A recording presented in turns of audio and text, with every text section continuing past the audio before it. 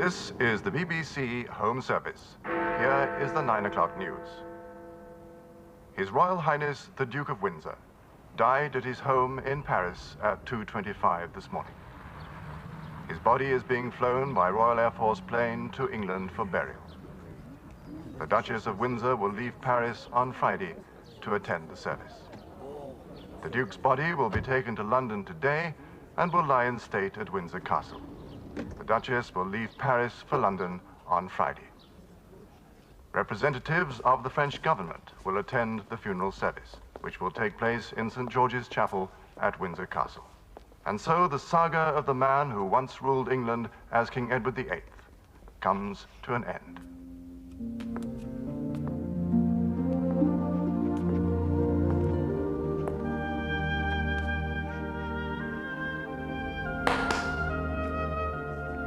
Come here.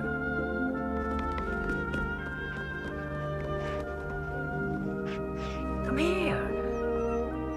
Silly dog.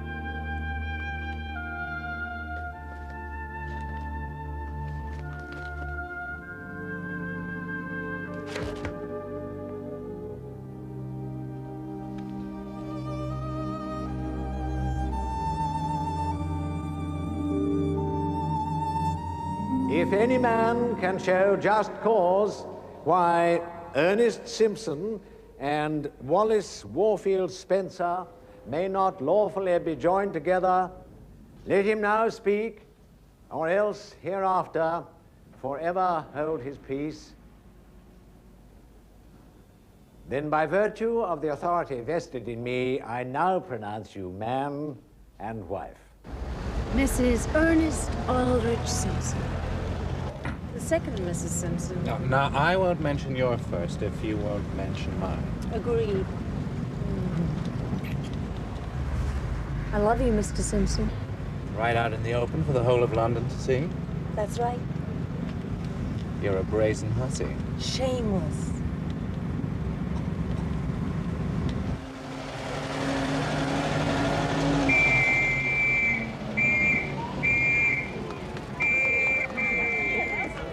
What's going on, Hughes?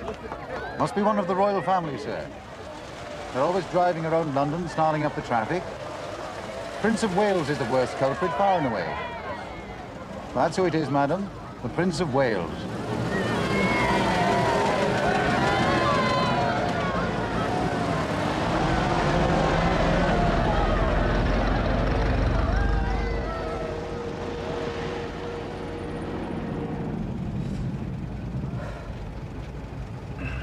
Ernest, Yes? I wonder what my old debutante chums in Ballimer would say if they knew that Bessie Wallace Warfield just stood 10 feet from the future King of England.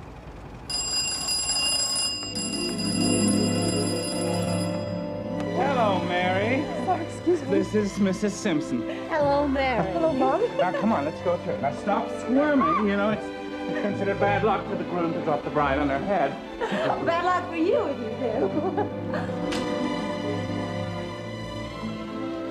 I love this table. Now, I've engaged a cook, a housemaid, a butler called Robert, and an excellent Scottish parlour-maid called Mary, whom you've just met.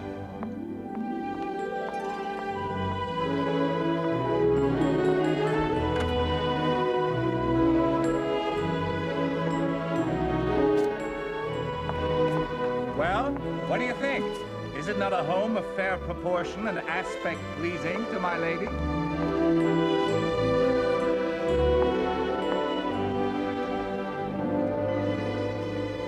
Well, Oh, darling. I adore it. It's charming and so beautiful. It'll be perfect for parties. no, I hope we can have a quiet evening at home now and again. I'm not much of a playboy, you know. Now, don't you worry. I'm a little recluse at heart. Oh, Wallace seems to know the most original parties. Where they have so much vitality, no one ever wants to leave. Isn't that so, Maud? That's right. My sister-in-law's getting quite a reputation. I am? What for? Why, for superb food, of course. Now, I'll wager not all the credit goes to the cook. Is that right, Wallace? Well, the idea that you can leave everything to the chef is a dangerous illusion, Benny. Leave it to the kitchen staff, and everything comes out the same color. Connie, how's your sister these days? I haven't seen Thelma since she and the prince came back from Nairobi.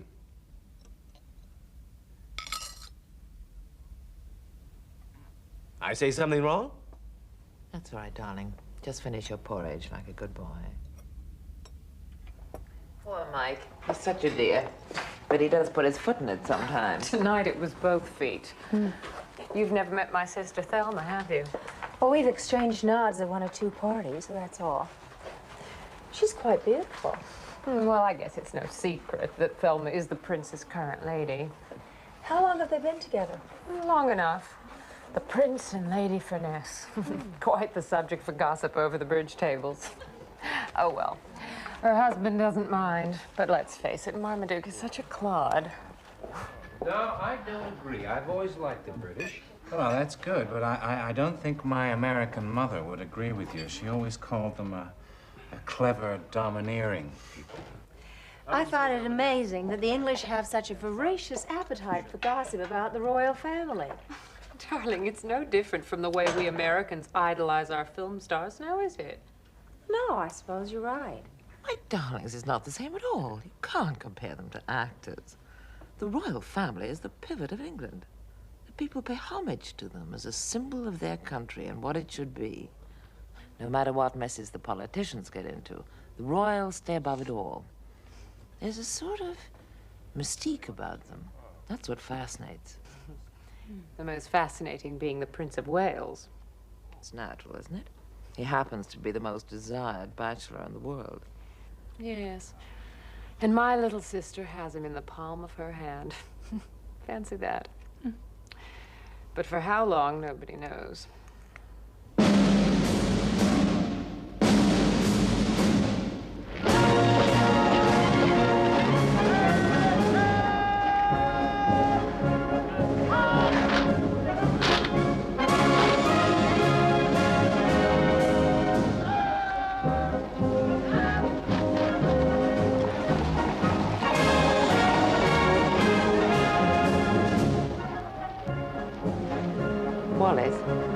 Wallace, my dear.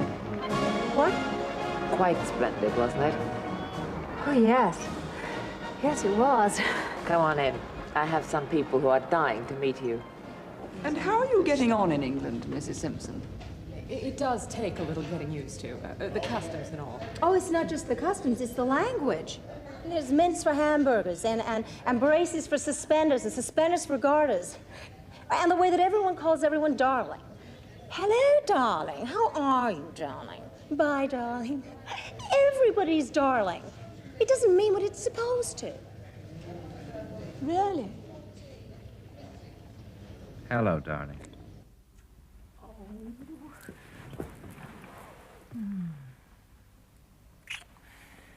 Now that's what it really means. What? Oh, nothing. I'm afraid I didn't make a very good impression on Maud's little circle of friends. I don't fit in very well with some of those blue bloods. Is something wrong? What is it? What's this? It's from your Aunt Bessie. I think you'll have to go to Washington immediately. Your mother's seriously ill.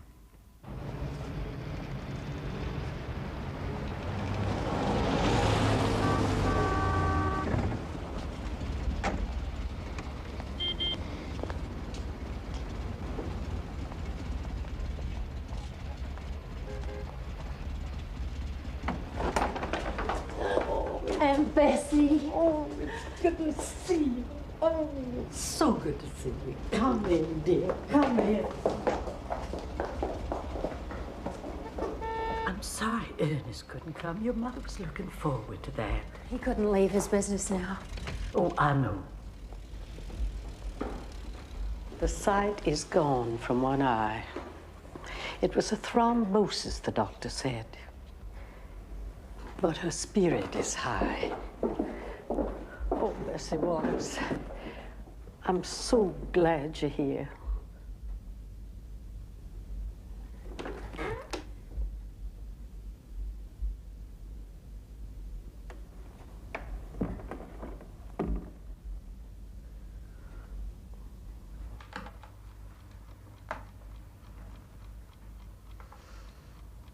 Bessie Wallace, what'd they say to bring you here? Come to see me die? Mother, for heaven's sakes. An awful thing to say, of course not. And I haven't used Bessie in my name for years. I know. Your Aunt Bessie doesn't like that. Cow's the name Bessie. That a brown dress you have on? Yeah, it is. I thought so. Why'd you choose such a boring color? Oh, Mother, you certainly haven't changed. Oh, why should I change? We've always seemed like sisters, haven't we? Yes. Are you and Ernest happy with each other? Yes, we are. I like Ernest, but there's something a little unreal about him. Oh, that's not fair. He's so fine and solid. Stable. That's it, safe. Sounds real passionate. Mother, he and I have been through marriage before, and I don't think I could ever love anyone again as I loved Wynne. He was so dashing and daring. And drunk. Yes, unfortunately. I've always believed that men who physically abuse their wives should be drawn and quartered. All you could see was that aviator's uniform. Oh, love is blind. And deaf, because I warned you. Stop it. Oh. Sorry. Sorry.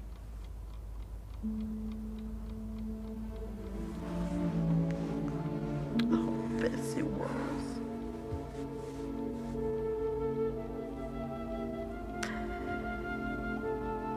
You ever feel alone? Sometimes. But never for long. Don't be scared of the feeling. I've had it. Many, many times. That feeling of loneliness serves a useful function. It educates us to think.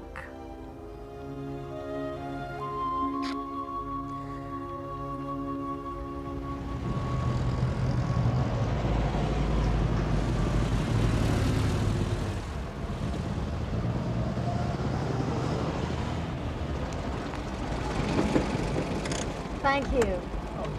Keep the change. Wallace, darling. Connie. Oh. Considering what you've been through, you look wonderful, darling. I was so sorry to hear about your mother. Well, it was all a bit trying. Family problems always are, darling. Don't forget I'm a Morgan girl. I know of what I speak. Come on, let's have some tea and I'll tell you all the gossip.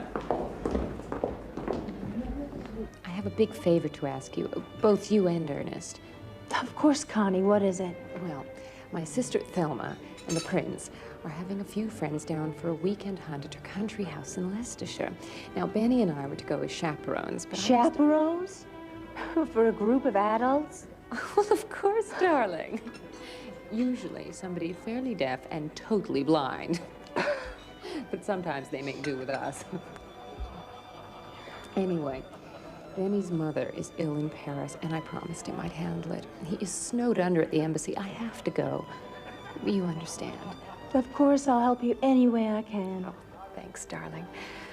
I want you and Ernest to take my place for the weekend. Benny will still go for the one night. He'll take you down on the train, have Thelma's car pick you up from the station, and he'll be on hand to counsel you about, well, you know, things. Oh, well, Connie, really, why, I haven't even met Thelma. I wouldn't know what... She's my sister. What's to know? But Ernest and I wouldn't know anyone there except Benny. And we don't hunt. I loathe the idea of hunting for sport. I think it's criminal. And what in God's name will I say to the prince? Besides, I don't even know how to courtesy.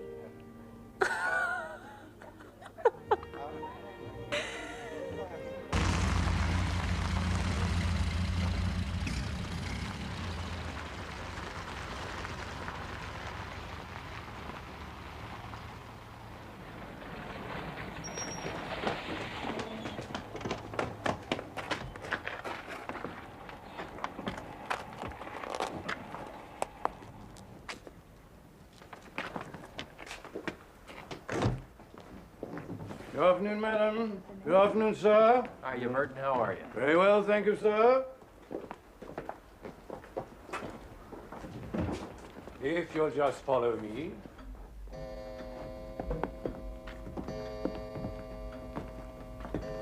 Lady Furness rang up to say that His Royal Highness and she have been delayed, but would be here as soon as possible. She asked that you make yourself comfortable here in the hall lounge until their arrival. As you see, I have had tea laid here before the fire. Good. That'll give me time to practice my courtesy.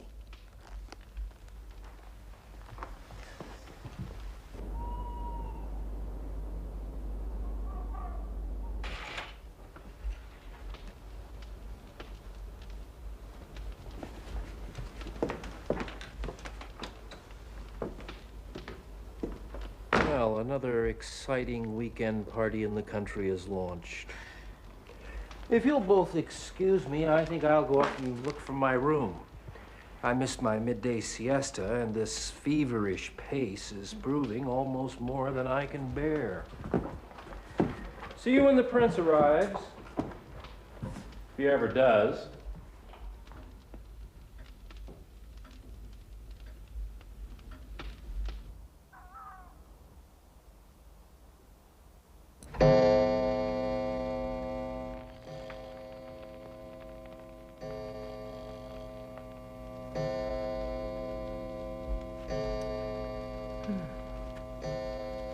Isn't it odd? When I was 18 years old, I had this girlfriend named Virginia Page. And we kept a joint diary full of entries about the Prince of Wales. Well, he was the hero of every American girl. He was the world's Prince Charming. I even named my guinea pig after him. Be sure to tell him that. I remember pasting his picture inside the diary cover and looking at it all the time. Oh, hey, and there was this little poem that Virginia and I both knew by heart. Among our ancient mountains and from our lovely vales, oh, let the prayer re-echo. God bless the Prince of Wales. I wish Jenny could see me now. She'd be so jealous that I'm about to meet him. Which remains to be seen.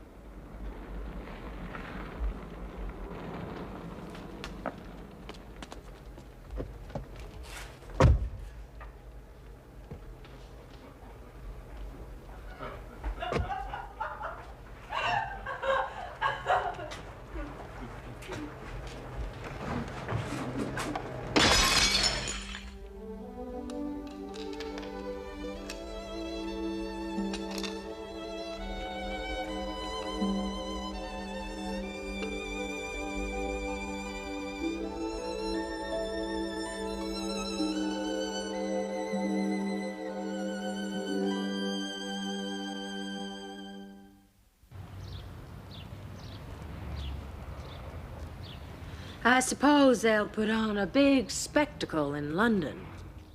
I spent all day yesterday worrying about what I was going to wear. And then I thought, what difference is it going to make? I'm going to my husband's funeral. He'd still have wanted you to look chic. He always did. Yes, David was always meticulous about dress. When the Queen visited him 2 weeks ago, after how many years of virtually never seeing him, sick as he was, do you think he'd receive her in his nightgown and his robe?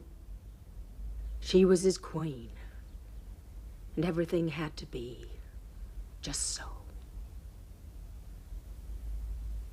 They broke his heart, Martha. He loved you for almost 40 years, Wallace. He couldn't have done that with a broken heart. I suppose I'm being spiteful, but she represented England. And all I could remember was how much that country hated me for taking away their king. Here. Did you ever see this? No. He gave it to me just before the abdication. My friend with thee, to live alone. Methinks 'twere better than to own a crown, a scepter, and a throne. That adorable face. Those eyes. Darling, he said. And then he died in my arms. Oh, Wallace.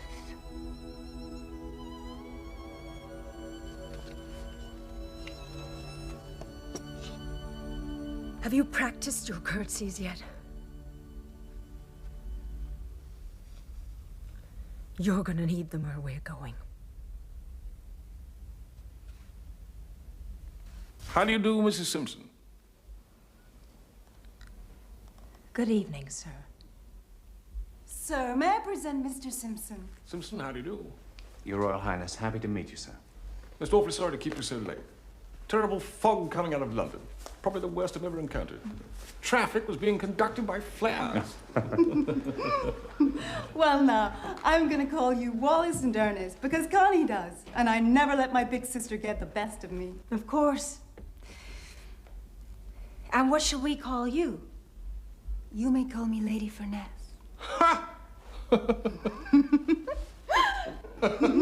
Call me Thelma. Now tell me, were you dreadfully bored waiting for us? Where's Benny? Benny, I believe, is in a horizontal position upstairs.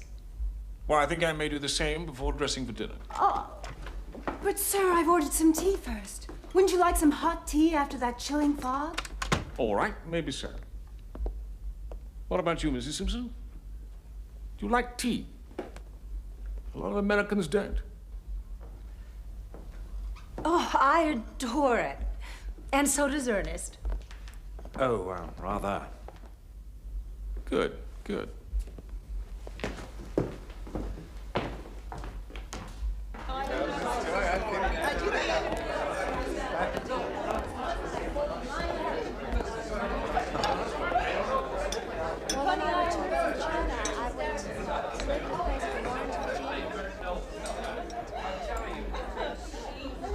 Ernest feels that Americans lost something very good and quite irreplaceable when they decided to dispense with British monarchy. Oh, I agree. And all of Britain would agree too. But Americans have something else, something new and enviable. I don't quite know how to define it. It's probably ambition, certainly originality. Mrs. Simpson, are you hunting tomorrow? No, I really have no interest in horses or hounds. Or hunting for sport, for that matter. Really? No, sir. I'm afraid my sympathy is entirely with the fox. I see. Well, I was bred to it. Part of what we call princing. Princing. Yes. You know, making speeches, playing polo, reviewing troops, hunting. Years ago, on one of my father's shoots, his party killed 4,000 pheasant. The only word for it was carnage. 4,000.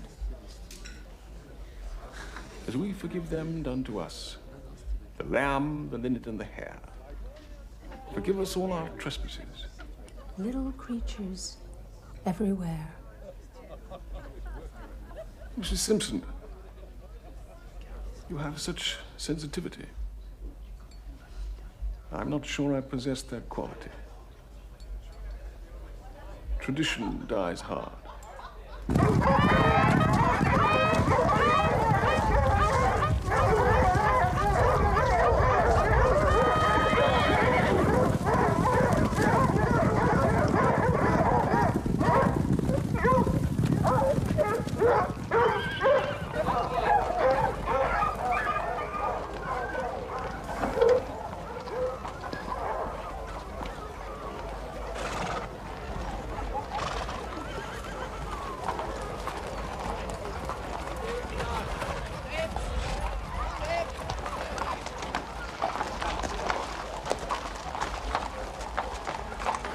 He's a good-looking man, isn't he? Yes, isn't he? Hadn't you better get dressed? Oh, yes. Well, I'll be ready in a jiffy, and then maybe we could take a walk.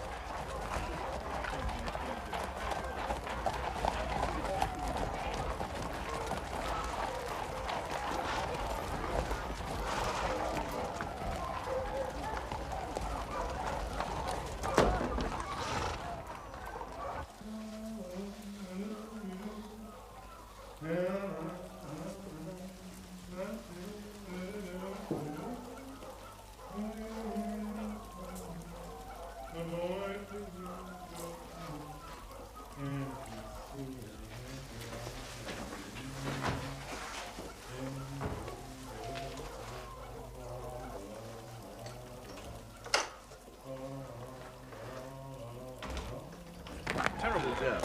Awful. This horsey could manage for time. Maybe we can clear some more log. I'll be back at the stable if you should want me. Best place for you, Trummer. Yes, sir.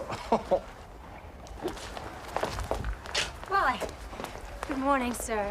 Good morning, Mrs. Simpson. It's such a beautiful day out, I thought I'd take a walk. Well, don't go too far. Looks like rain. Oh, I hope so. I love to walk in the rain. In that case, you're different from any woman I know. Doesn't your husband like to walk? Sometimes. Well, I'll see you later, sir. Mrs. Simpson, Yes, sir? would you mind if I were to accompany you? I like to walk in the rain, too. I'd be honored. Thank you.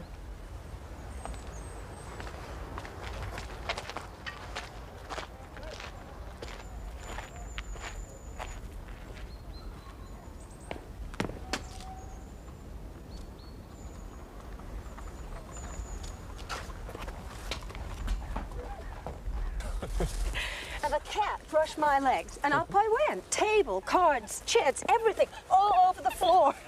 And nobody believed me. I like to hear you laugh. Oh. I don't hear enough laughter. When I walk into a room, everybody's so dour and sober-suited. Maybe they're awed by royalty. I am, in a way. I'm awed by you. I get very sedate. No, you don't. You seem to make no adjustment at all. Oh, before you arrived last night, I was tap dancing on the piano. You see, you make me laugh, too. Why don't you and your husband come down to Fort Belvedere one weekend soon? Fort Belvedere. My place near Windsor Great Park in Sunningdale. Built in the early 1700s. Not old as castles go, and not at all grand. Sort of architectural hodgepodge, really. But I love it. Sometimes when I'm there, I never want to leave it ever. It's the most important place in the world to me. Then it's important to me, too. Aren't you cold? No, I feel swell. Charming word, swell. Oh, one of my rustic Americanisms I've been told to get rid of. Well, don't. Here. No, really, I feel fine. There. However did you get the name Wallace? Well, that is a very long and boring story, sir. I don't think that's altogether true. Nothing about you is boring. Wallace. Wallace? Wallace? Yes? We're about to land at Heathrow.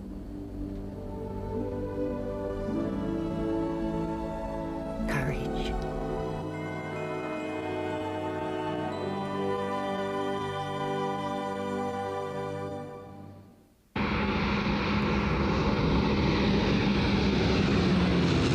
Duchess of Windsor has just landed here at Heathrow Airport from Paris, and she'll shortly be leaving the plane.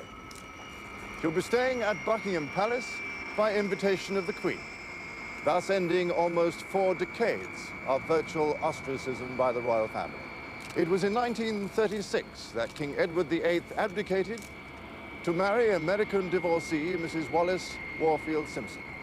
And since that time, the couple have made their homes beyond these shores. Here she comes now, the Duchess of Windsor, 75 years old, a little frail, coming slowly down the stairway.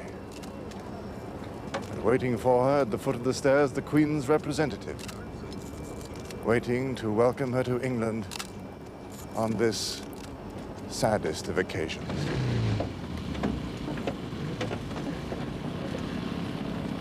Now, as her car begins to move slowly away on its journey to London, to Buckingham Palace, where the Queen is waiting to greet her uncle's widow, the Duchess of Windsor. You would have thought some other member of the royal family would have met you at the airport. I'm sure they're very busy. Not one member of the royal family is close to my little man. And when I'm away, darling, well, he doesn't know what to do with himself. Oh, Thelma, you sure you have to go? Such an awful time of the year to cross the Atlantic. What can I do? My sister Gloria needs me. It's that ridiculous custody suit for the child. It's a veritable tug of war. We Morgans and Vanderbilts have got to stick together. I've got to go, and that's all there is to it. Oh, Thelma, the little man is going to be so lonely. Will you look after him for me? You and Ernest will be going to the drafty old fort this weekend, won't you? Yes, and then we've been invited to a dinner party at the Dorchester the following week. Right, well, you take care of him and see he doesn't get into any mischief. You know what I mean. You're the only one I can trust.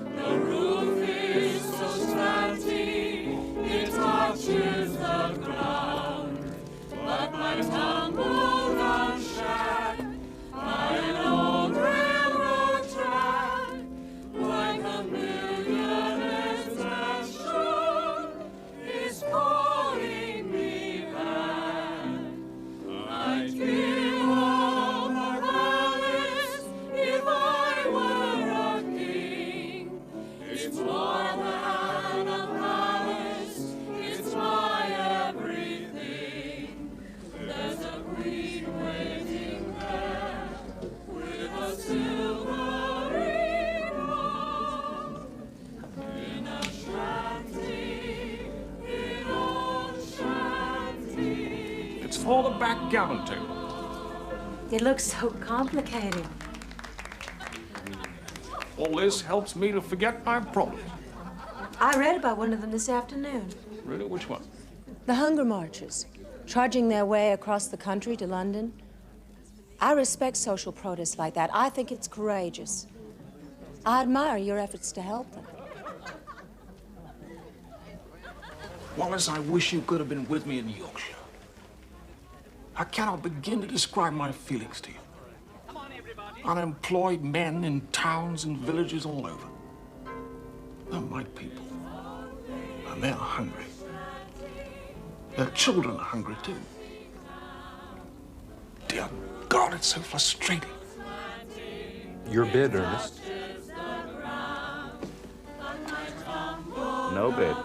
I'm the official salesman for the British Empire. I've been to 45 countries and colonies, and I've traveled over 150,000 miles. I've planted enough memorial trees to start a forest, and laid enough cornerstones to encircle London. And I think I'm boring you.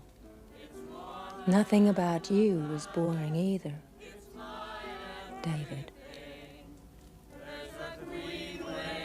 You're so different from all the others. You're the first woman to take an interest in my job.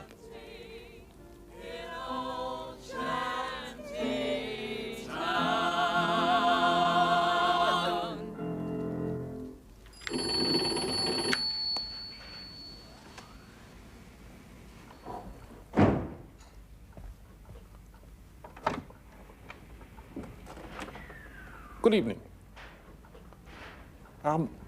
Would you be kind enough to inform Mr. and Mrs. Simpson that the Prince of Wales just happened to be driving by, and, well, I wondered if they might receive him. Dear Aunt Bessie, in spite of Thelma's absence, the Prince appears happier than we've ever seen him. He unexpectedly appeared at our door one evening and stayed for dinner. This was the beginning of many such potluck dinners. We never know when he's coming or how long he'll stay. Sometimes it's twice in a fortnight, other times twice a week, and he remains all evening, often until the wee hours. Ernest has developed the art of tactfully excusing himself and retiring to his room with his business accounts.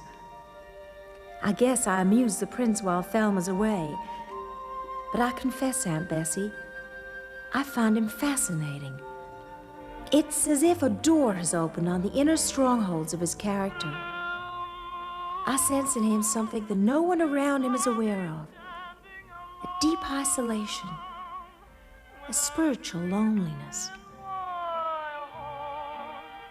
Without a love of my own, Bloom, you knew just what I was there for. You heard me saying a prayer for someone I really could care for. And then there suddenly appeared before me the only one my arms will ever hold. I heard somebody whisper, please adore me. And when I lit the moon, I turned to gold. Blue moon, now I'm no longer alone, without a dream in my heart, without a love of my own. Wallace, these times with you have become so important to me. All I think about is the next time that we shall be together.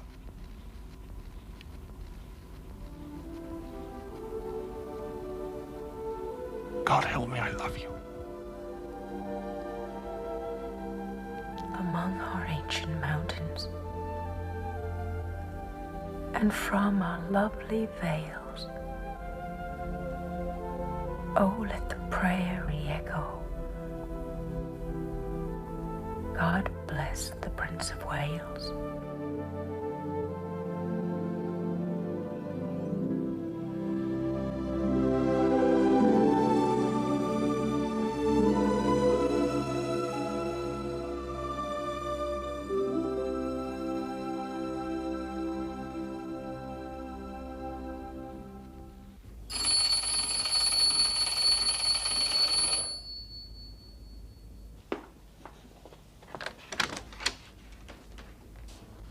Thelma, darling, when did you get back? I'm so upset. It's my little man. Everything was fine when I left. But naturally, he didn't want me to go, but he knew I had to. He sent me the usual coded cables to conceal the naughty things he had to say. That is, at first he did. But then he stopped doing that. I didn't think anything about it. He was busy at the fort and up in Yorkshire with all that unemployment business. But then, just before I sailed from New York, I met Prince Ali Khan. The newspapers blew it all out of proportion. I know. Of course you know. Everybody knows. I hate the press. Has the little man mentioned it to you? Oh, you just bet he has. I couldn't believe it. I thought he was joking. So I said teasingly, "Are you jealous, darling?" He didn't answer me. Wallace, it wasn't an affair. It was just a lark. You know. Do you think my little man could be keen on someone else? Well, he hasn't turned against you. I know he wouldn't do that. Wallace, I'm going up to the fort this weekend. It's Easter weekend. Would you and Ernest come up? It might help my cause.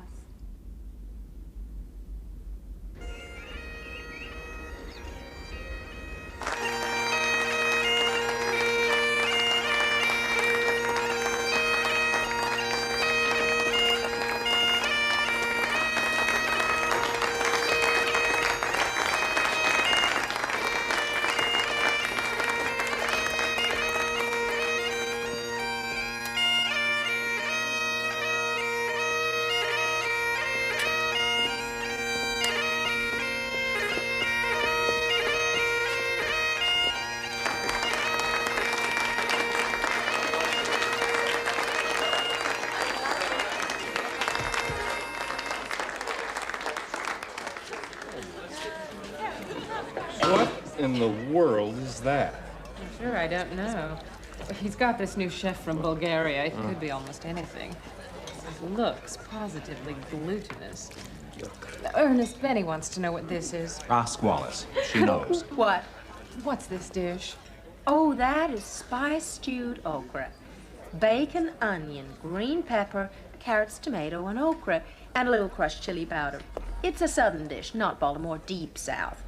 The chef and I prepared it. Oh, it does look intriguing. Oh, come on, Connie. Don't be faint-hearted. Try some. Maybe later, darling.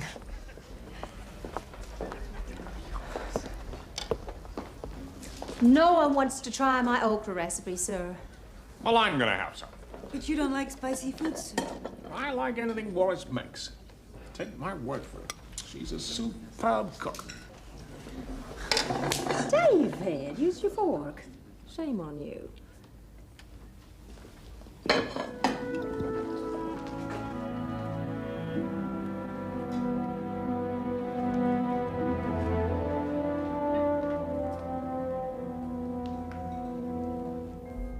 Here, outside St. George's Chapel on this late afternoon, a procession of people stretches for more than a mile, waiting to pay their last respects to England's former monarch, Edward VIII.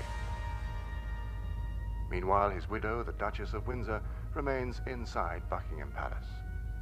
Little has been seen of her since her arrival, but all people's hearts go out to her in this moment of national grief.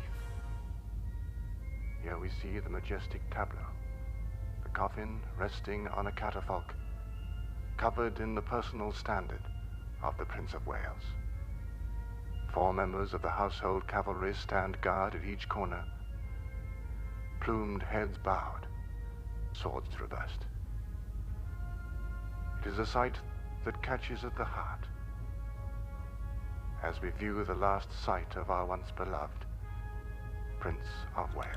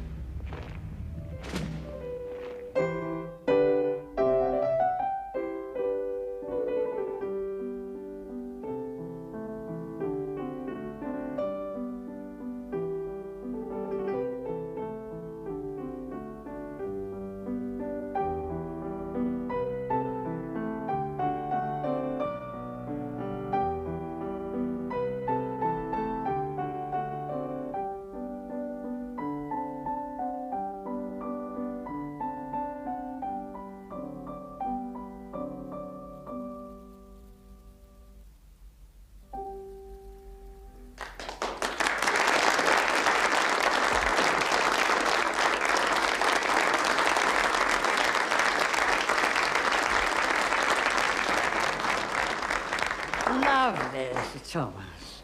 And now, if you're not too tired, give us a little Mozart.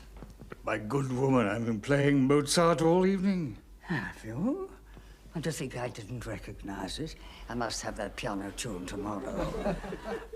Ladies and gentlemen, Sir Thomas says that the piano is desperately out of tune, so we'll all go and have some refreshments.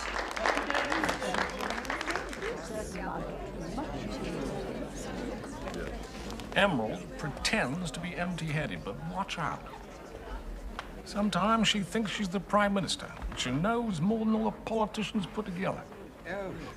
When Cunard brought her over here from America as a young bride, 'tis said that she caught the eye of my grandfather, King Edward, and consequently knows where all the bodies are buried. I know. I feel like a schoolgirl when I'm with her. You look beautiful. David, I was overwhelmed when I opened the case. And the earrings, too. I never dreamed of such things. This is just the beginning.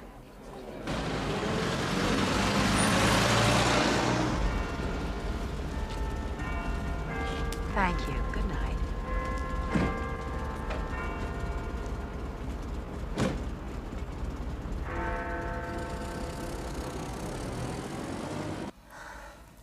Ernest, I'm sorry.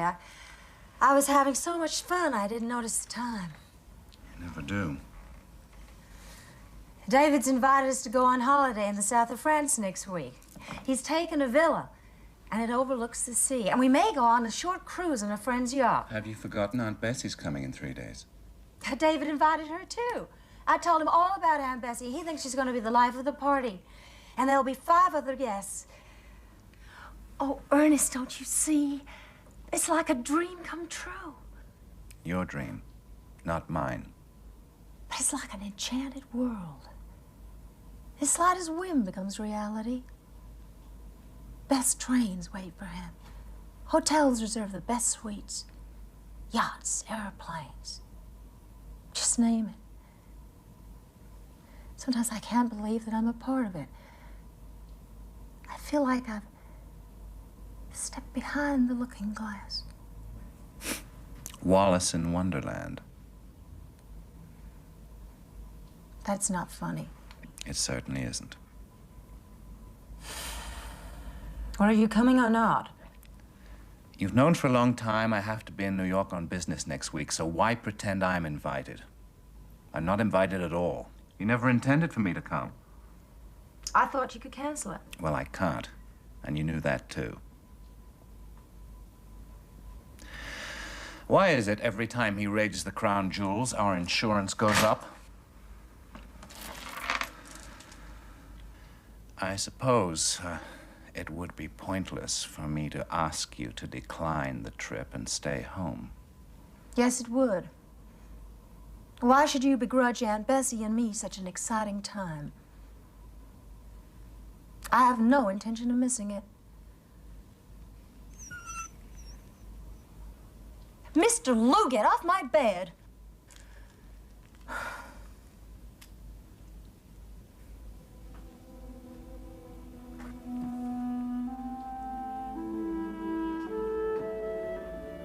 Come on, Mr. Lou. It seems you and I are in the same boat.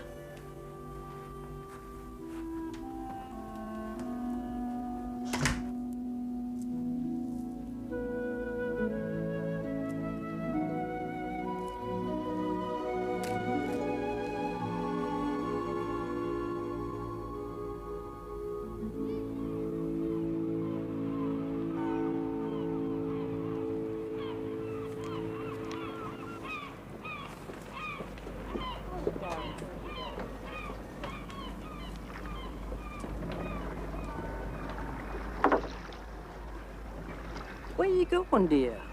Well, David and I are taking the motorboat over to that cute little beach we saw yesterday. Then dinner and dancing at the bistro in town. Foot get hot.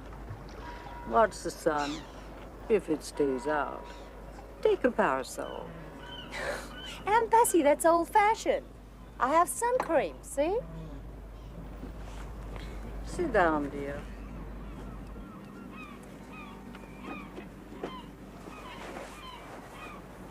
Now, Bessie Wallace, you know what?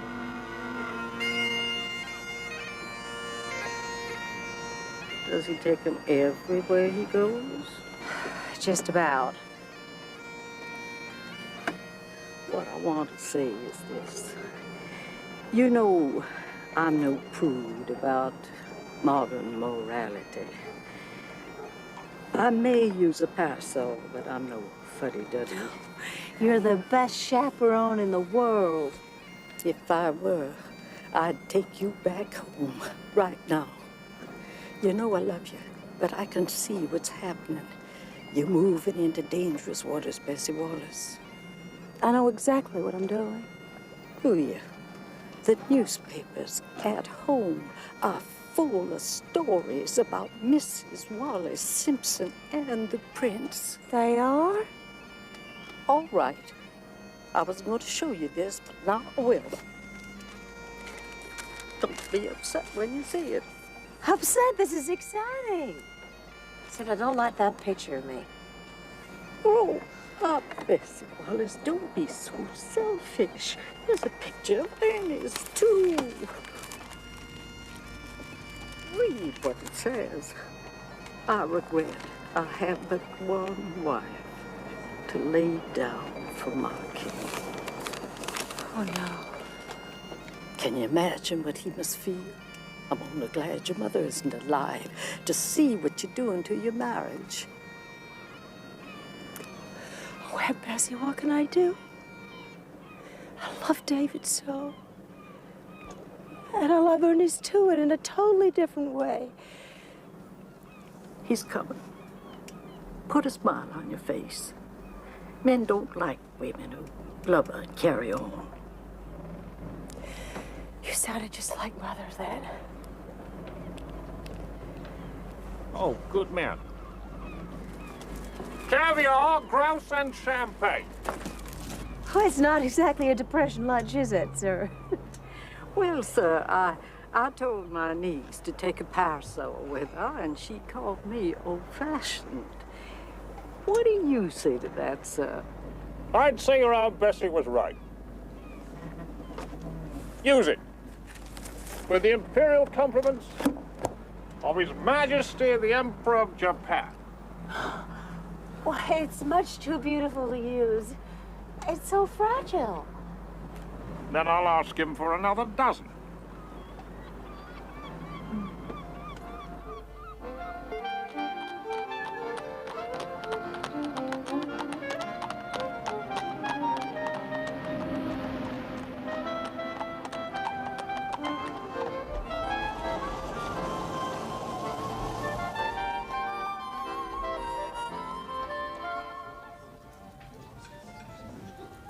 What are you thinking?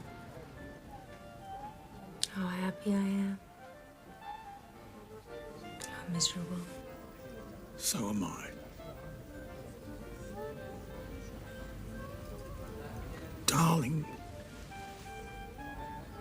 I find myself loving you more and more and more. So much so, it's now becoming obvious to me that I cannot live without you.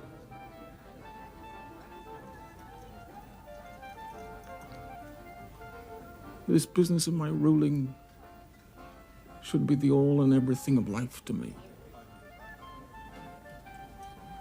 But now, you are. Is that so wrong?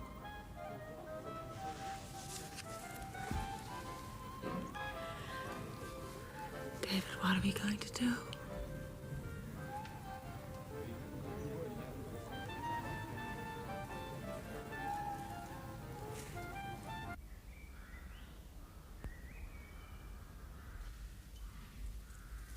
Your Royal Highness.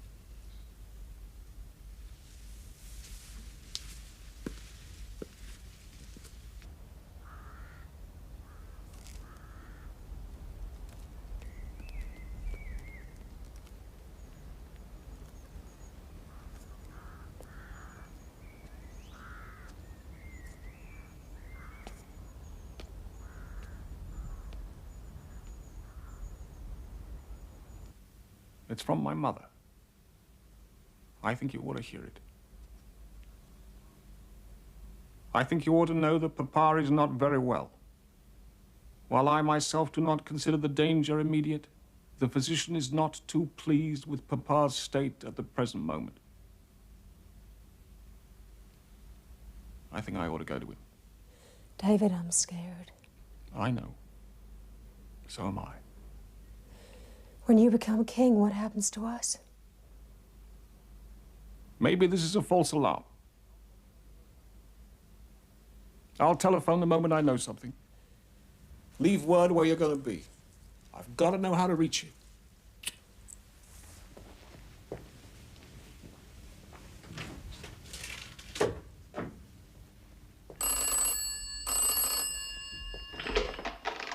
Lawson Johnston residence? Mrs. Simpson? And who may I say is calling? You really didn't like it? Excuse me, sir. Excuse me, Mrs. Simpson. His Royal Highness is on the telephone. Excuse me, darlings. Hold.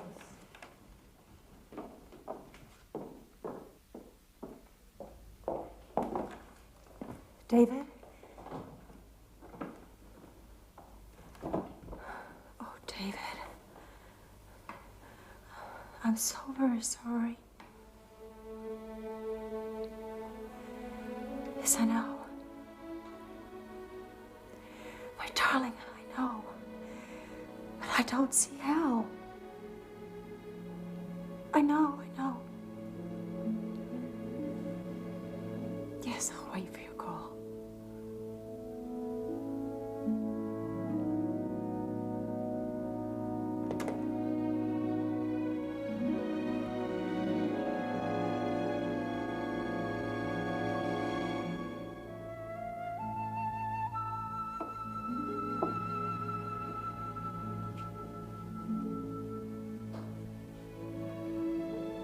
David is now king.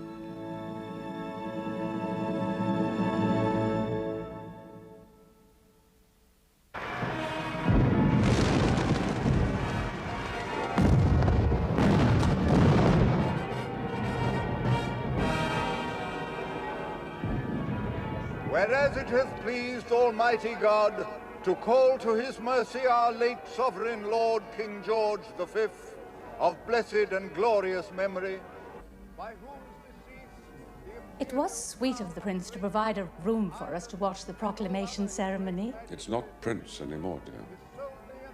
He's our king now. Oh, fiddle, so he is. Just think, we're actually seeing a new British king proclaimed. How often does that happen in a lifetime? The last time was 1910. Wallace, please do thank him for us. I will, Betty. Oh, sir. Excuse me. The thought occurred to me that I might like to see myself proclaimed king. So I said to myself, Your Majesty, why not join the audience? and all other his late majesty's dominion is solely and rightfully come to the high and mighty Prince Edward, Albert, George, and Catherine James.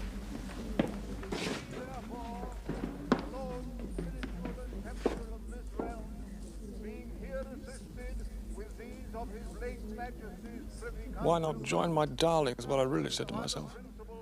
All this suddenly brings home to me how different your life is going to be from now on. David, you must know it can never be the same for us. Nothing is going to change my feelings for you. I shall hold on to you now more than ever. I know you believe that, and I love you for believing it, but... If I were king, our love, if I were king, what tributary nations I would bring to stoop before your scepter and to swear allegiance to your eyes, your lips, your hair. And you should have the sun and moon to wear. If I were king.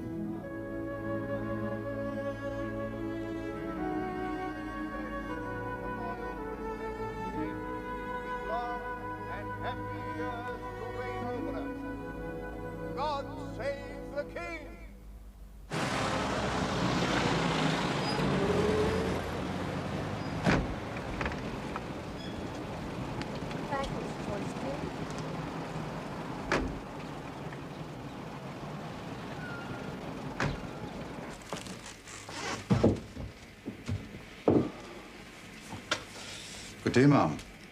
Good day, Hughes.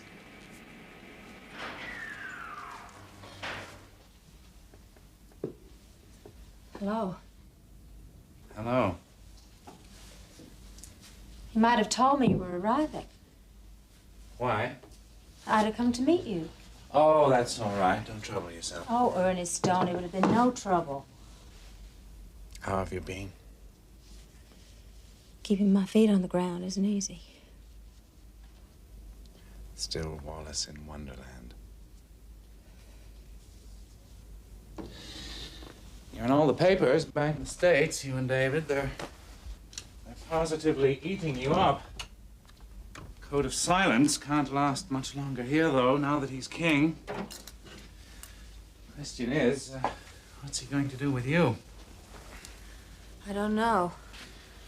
He's not the kind of man who'll marry without love, and he can't marry you and stay king. Well, we haven't discussed marriage. We can. I'm not free, and he certainly isn't. I suppose things will have to stay the same. What makes either of you think I'm willing to continue playing the compliant husband? If he hadn't been a king, would you have tolerated him? I've often wondered. No, I wouldn't. I know what'll happen. I'll be left alone without either of you. Spend the rest of my days among the Spencers of Baltimore. The Right Honourable Stanley Baldwin and Mrs. Baldwin, Colonel Charles Lindbergh and Miss Peggy Smythe, Sir Archibald Crompton and Lady Crompton, Sir Charles and Lady Mills, Viscount Stanhope and Lady Stanhope, Sir Lester Percival, Sir Peter Crawford. I can hardly say the King's keeping her under wraps. I can't wait to see the Prime Minister's face when she's introduced to him. Baldwin's a bore, doing good to be shaken up. She's very stylish, I admit, but I can't say I care for those plucked eyebrows. She's certainly acquired some jewelry lately. Unfortunately, that diamond and sapphire set she's wearing, it looks like costume jewelry. She's getting royaler and royaler. And here lass is getting commoner and commoner. I want it to be said of me that I never sent a single Englishman to die on a foreign battlefield. But, Prime Minister, I've just come from Germany. Hitler's air power is growing rapidly. Already it's vastly superior to Britain's. How can you avoid the inevitable? That is a problem for my successor. Your Majesty. Sir. Prime Minister, Colonel Lindbergh. May I introduce Mrs. Simpson? Mrs. Simpson?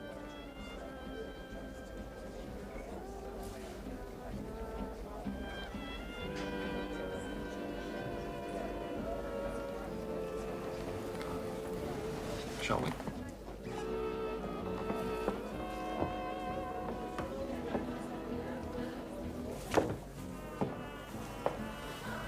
Why am I here?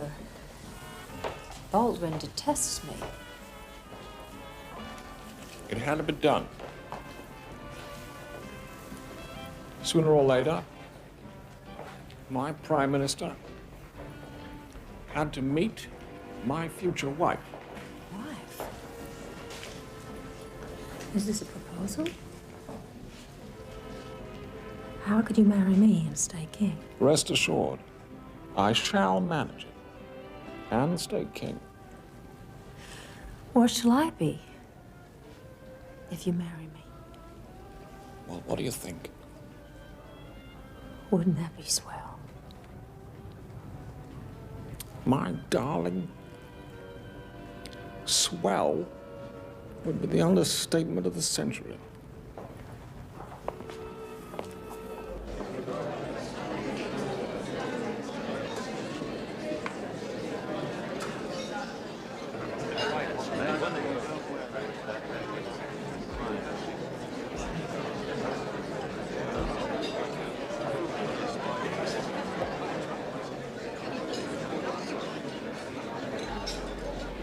Mr. Baldwin, have you ever been to Baltimore? No, I think not.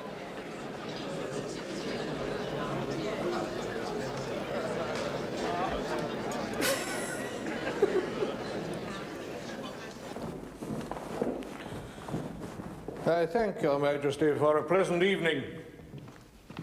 Good night, Mrs. Baldwin. Good night, sir. Is that all that you have to say to me, Mr. Baldwin? I think I should say that I am sharply aware of Mrs. Simpson, sir, but nothing was to be gained by forcing this meeting. The lady is my friend. I've no wish to let her in by the back door, but quite openly. And I will do it. We shall see, sir.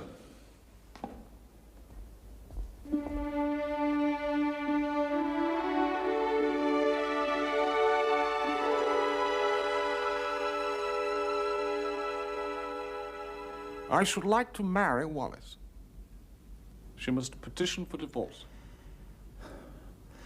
May I ask, sir, how in the hell you intend to carry this off? She'll be twice divorced. We'll get through somehow. Did you think that I would go to the coronation without Wallace at my side? The country will never allow it. Well, we'll see about that. They'll crucify her. And you too. Before that happens, we'll go our own way. With me, Wallace comes first. The throne is secondary. My God. I really think you mean it. Life is a tease. Joy's the shadow of sorrow, sorrow the shadow of joy. Yes, Winston, I know, but how does that apply to Mrs. Simpson? Sir, a prince may have his fun and Lord love him for it. A king must be king.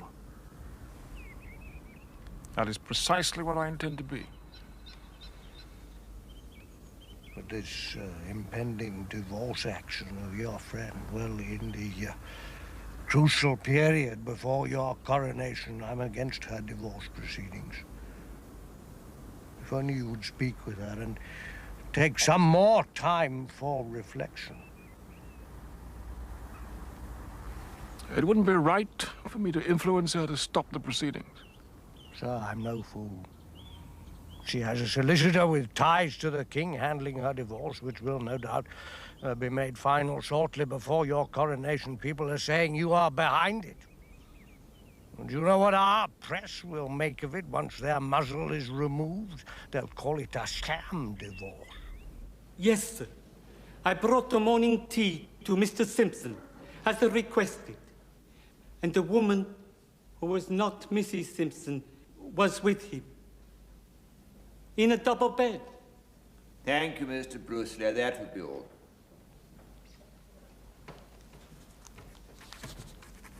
My lord, on the basis of this evidence, I now ask for a decree nisi with costs against the respondent.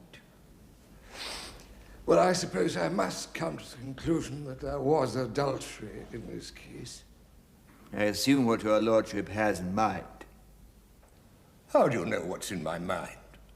What is it that I have in my mind, Mr. Burkitt? I think with great difference what may be in your lordship's mind is what is known as ordinary hotel evidence. That's what it must have been, Mr. Burkitt. Yes, I'm glad for your help. Costs against the respondent, I'm afraid. I suppose I must in these unusual circumstances. A decree nisi is granted to Mrs. Simpson.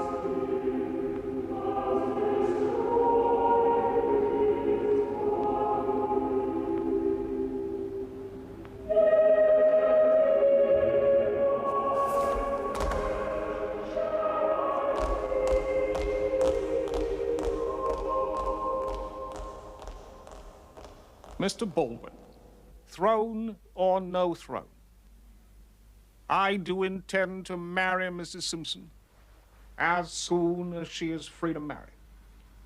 Sir, that is most grievous news. Why? Why should a king be denied the privilege of marrying the woman that he loves? Your people love you. Why should they be denied their king? Love is for grocers, sir, not kings. Should not your country come first? No. And again, no. And no again. Your Majesty, look at these American newspapers. Mrs. Simpson to wed in palace. King's Mole to be next queen. Mr. Baldwin, if there is to be no marriage, then there will be no coronation. If the country will not approve of our marriage, then I am ready to go. However painful the prospect, I shall, if necessary, abdicate. What'd the Prime Minister say? That my divorce was a fraud, the old buzzard. Well, wasn't it? I hear the other woman in the case was called Buttercup Kennedy. Oh, Buttercup Kennedy, indeed. I just overheard David threaten to give up the throne to marry me. It terrifies me to hear him say that. If he doesn't fight for me, my position will be hopeless. Not hopeless where you and David are concerned. If it's David you want, it's David you can have. What position are you talking about? Does little Bessie Wallace from Baltimore want to be Queen of England? No, I do not want to be queen. Oh, yes, you do. I know what's going on in that head of yours. You always have a plan. Wouldn't you just love that? Who wouldn't? And you see it slipping away from you. That's not fair. I love David. Do you love David the man or David the king?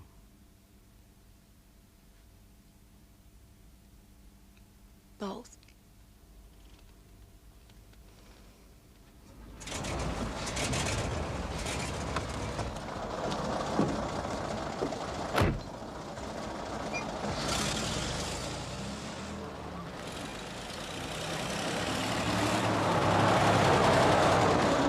I suggested your morganatic marriage idea to him.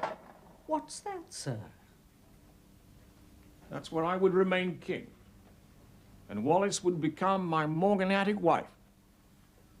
That is to say, that she would not share the royal rank, that she would not be called queen, and our children would not inherit the throne. Of course, as my wife, she would be the most socially powerful woman in the British Empire. Morganatic marriages are quite common in other European countries, but it's never been done here. In fact, a special law would have to be passed allowing it. Then I'm sure, in time, we could press for the full title of queen. It's really a very good solution to our problems, and Wallace thought of it all by herself. Oh, did she? What did he say? That you'd have to take it to the cabinet. Why didn't I just leave the country, give it time to die down, then return when that damn crown is firmly placed? What could they do then? No. I'll not pretend that I'm giving you up. I'll not take the oath with a lie on my lips. Well, David, this is a pretty kettle of fish. I'm sorry, Mother, but Wallis Simpson has become an indispensable condition to my continued existence. A divorced woman with 2 husbands living is an indispensable condition to your continued existence. I would hardly say she'd be a suitable mate for a king. That is for me to decide, and me alone. If I could marry her as king, I would be a better king. If that is not allowed me, then would you have me go through life without love? I implore you, David, We all have to make sacrifices.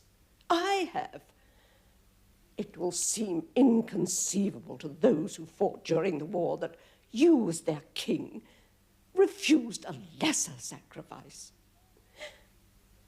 Your first duty is to your people. You must be strong. No, ma'am. You want me to be weak. Your mother's right. You've lost sight of your responsibility. The only possibility of your majesty remaining on the throne lies in your giving up all thoughts of this marriage. Winston, I thought you were my friend. Sir, you are guardian of the monarchy, of its traditions, of its very continuance. Above all, you're defender of the faith, head of the Church of England. A high and sacred trust, I tell you. Your people will not countenance it. Just because she's an American woman? No, because she's a divorced American woman with 2 live husbands littered about.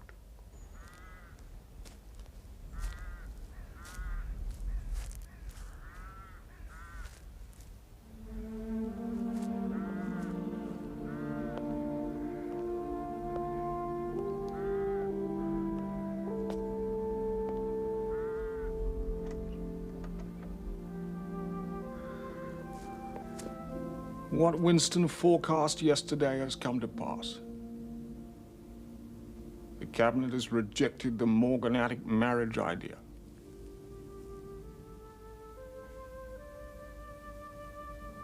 I am expected to make a sacrifice that no one else in the entire kingdom has to make.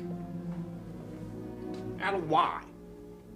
Noble tradition, devotion to the people. Martyrdom's a fraud, Wallace. And the ship of state, just some creaking old tub that can sail on bloody well without me. I'm not giving you up. And that's that. You must think of a way, David. A way that'll save you the throne. You can't just give it up. We can work out our lives around it. We have until now, haven't we? There's something else that Winston told me yesterday. That Beaverbrook told him. I didn't tell you because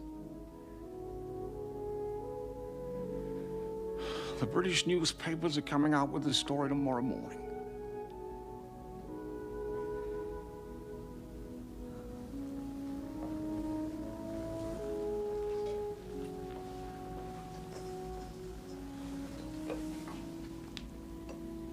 I can't stop them any longer. They're going to blame you. I see. Then I think the best thing is for me to leave the country immediately. My darling. I don't want to, but I think I must for your sake, David. I don't see any other way. All right. But you mustn't give up the throne. Promise me. I promise that what I do will be right for me, and therefore right for you, and therefore right for all.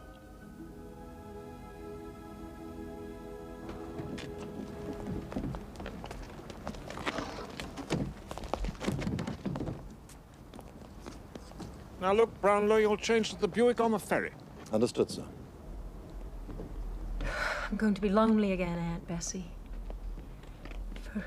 For a good long time, I'm afraid. I'm going to miss you. I put you through so much, I'm sorry. There are always blessings in these things.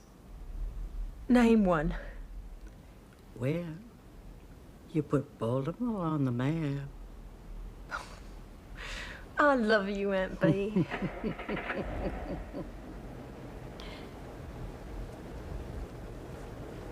Bye. Bye.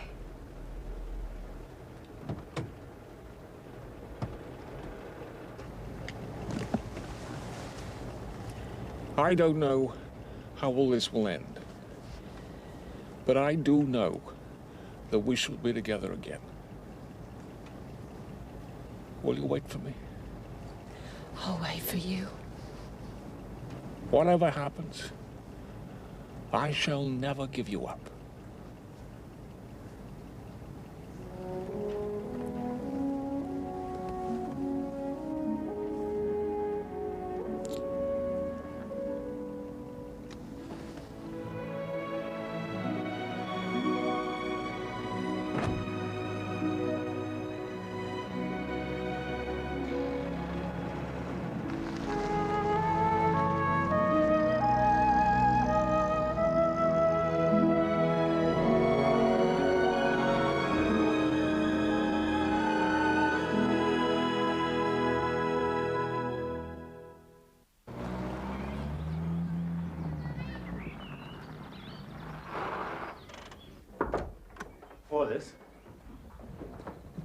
Wallace, wake up.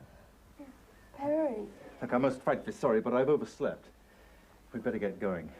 With any luck, we'll be in Cannes by late afternoon. Where are we now? Don't you remember? We're in Rouen. It's a little hotel. We're registered as Mr. and Mrs. Harrison. Don't worry, the hotel clerk didn't recognize you. Let me splash some cold water on my face. I'll be ready in a minute.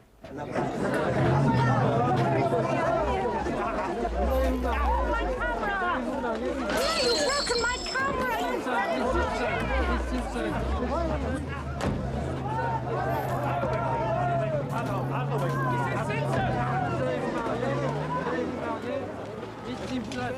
Mr. Evans, why did you do that? I'm under the King's orders, ma'am. Some of my more excitable countrymen have made threats against your life. For all I know, there could have been a pistol in that camera. Threats? Yes, they're afraid you'll take away their king. So, they'll be watching the main road, so I'm taking a roundabout course to the south. Good man. Do you mean they hate me so much Now that relax, you're safe here. Why do you think they rejected the idea of the morganatic marriage? They never want the remotest possibility of ever having to address you as Your Royal Highness. George, you've got to find me a telephone. I don't care where it is, just find one. David, listen, we should not even consider the marriage for at least a year. It's causing too many problems. Go through with the coronation. Take one thing at a time. What? On no account are you to step down. You must get advice. Talk to Winston. Just don't do anything foolish. I can't hear you. You can't hear me? David? David? Operator? Operator? You've cut me off.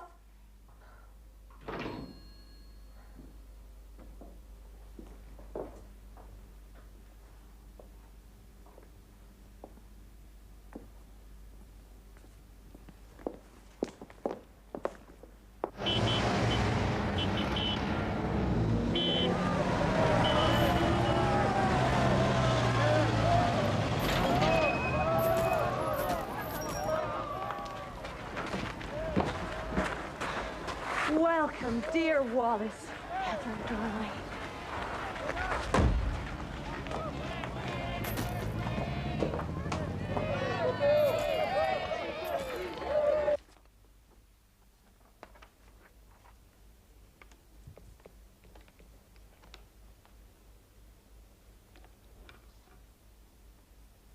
Wallace? David, I'm at my wit's end. I know. This has been a dreadful ordeal for you. David, I've got to get away from all this. I'm going away. I've decided it's no good. I'd only follow you. Don't you see? I need you desperately. I will not live without you. You've got to. David, there's no other way. You're king. Wallace, I can't seem to make you understand. It's all over. The instrument of abdication has already been prepared. Wallace! The only condition on which I could stay here now would be if I renounced you for all time. And that, of course, I cannot do. The cabinet has met twice today, and I have given them my final word. I shall be gone from England within 18 hours.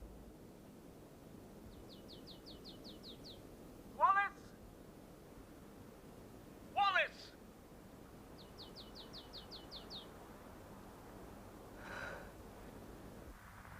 This is Windsor Castle. Ladies and gentlemen, His Royal Highness, the Prince Edward.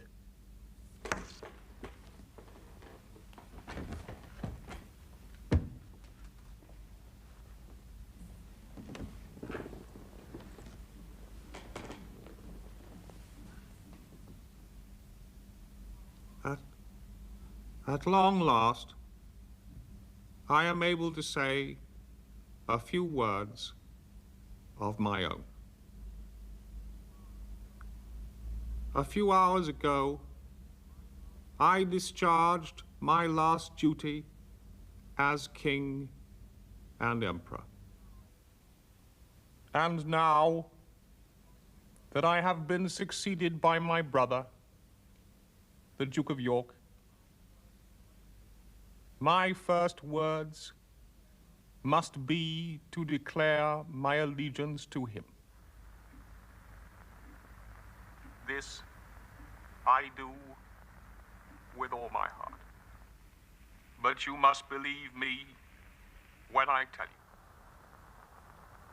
that I have found it impossible to carry the heavy burden of responsibility and to discharge my duties as king as I would wish to do without the help and support of the woman I love. And I want you to know that the decision I have made has been mine and mine alone. This was a thing I had to judge entirely for myself. The other person most nearly concerned has tried up to the last to persuade me to take a different course. I have made this the most serious decision of my life,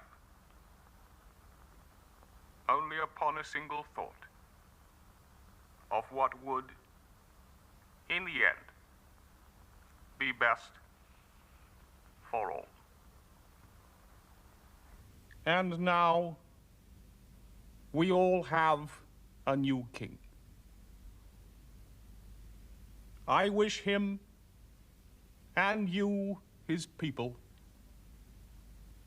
happiness and prosperity with all my heart.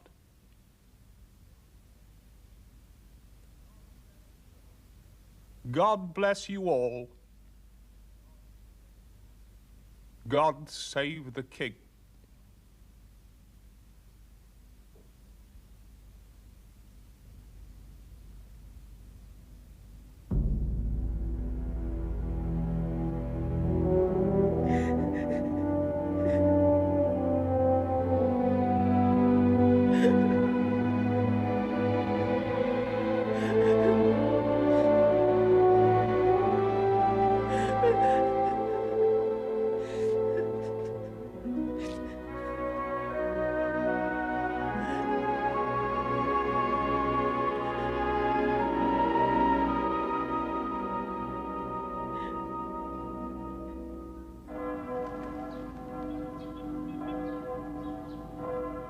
If any man can show just cause, why this man and this woman may not lawfully be joined together, let him now speak, or else hereafter forever hold his peace.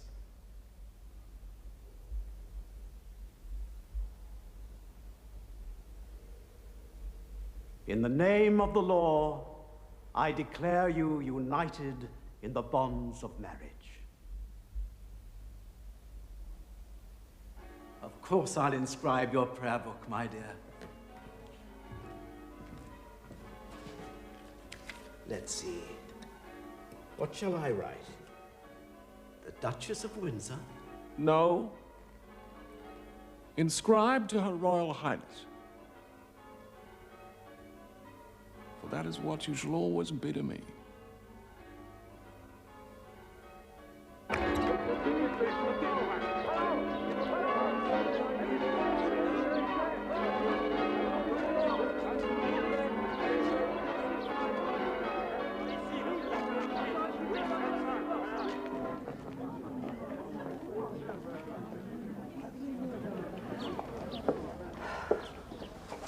Such a perfect day. I hope it doesn't rain and spoil everything. Well, now, I thought that you liked to walk in the rain. I was lying.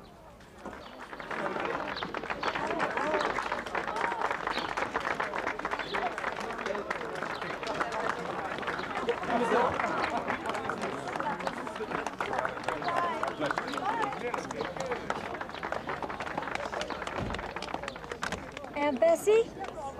Yes? It's David the man.